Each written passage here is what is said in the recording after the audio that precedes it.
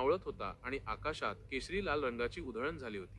5 वर्षांचा वीर खांद्यावर जड बॅग घेऊन रस्त्याने घरी चालला होता. तो खूप हुशार मुलगा होता. रस्त्याच्या कडेला एका हिरव्यागार डेरेदार झाडाखाली त्याला वळवळ जाणवली आणि लहान वेदनेने विव्हळणे ऐकू आले. त्याने बसून पाहिले तर त्याला एक लहानसा तपकिरी रंगाचा कुत्रा दिसला. तो खूप भुकेला आणि दुबळा दिसत होता. त्याच्या अंगावर माती लागली होती आणि त्याची शेपटी खाली पडलेली होती. त्या उदास डोळ्यांनी त्याने वीरकडे पाहिले. वीर तिथेच थांबला.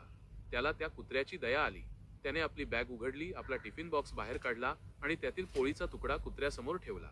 भुकेल्या कुत्र्याने उत्साहाने तो घास खाल्ला.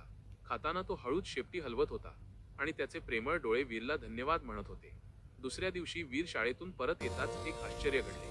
तोच तपकिरी कुत्रा त्याला भेटायला धावत आला. वीरला पाहून तो आनंदाने उड्या मारू लागला. रस्त्यावर वीर आणि तो कुत्रा एकमेकांभोवती नाचले, खेळले आणि हसले. वीरने त्याला प्रेमाने सहल दिली आणि कुत्रा त्याच्या पायांभोवती फिरू लागला. ते पुन्हा त्याच झाडाखाली बसले. त्यांची मैत्री आता बहरली होती.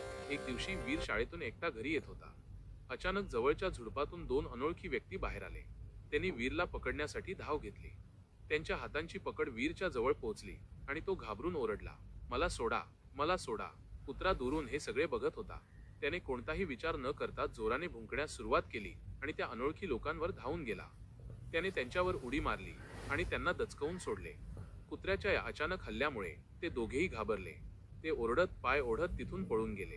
कुत्रा धावत वीर जवळ आला आणि त्याला प्रेमाने चाटू लागला. वीर म्हणाला, "तू माझा खरा मित्र आहेस. तू माझा जीव वाचवलास." वीरचा आरडाओरडा ऐकून त्याची आई धावत तिथपर्यंत पोहोचली. तिने काळजीने वीरला तपासले. वीरने तिला सगळी कथा सांगितली. आईला कुत्र्याचे धाडस पाहून खूप अभिमान वाटला. तिने त्या कुत्र्याला प्रेमाने जवळ घेतले आणि त्याच्या कपाळावरून हात फिरवत म्हणाली, "तू खरंच खूप शूर आहेस. आजपासून तू आमच्या घरचा सदस्य. तू आता आमचा." शेरू. ते तिघेही आनंदाने घराच्या दिशेने चालले. घराच्या दारात शेरूचे आनंदाने स्वागत झाले. काही दिवसांनी वीर आणि शेरू घराच्या अंगणात खेळत होते.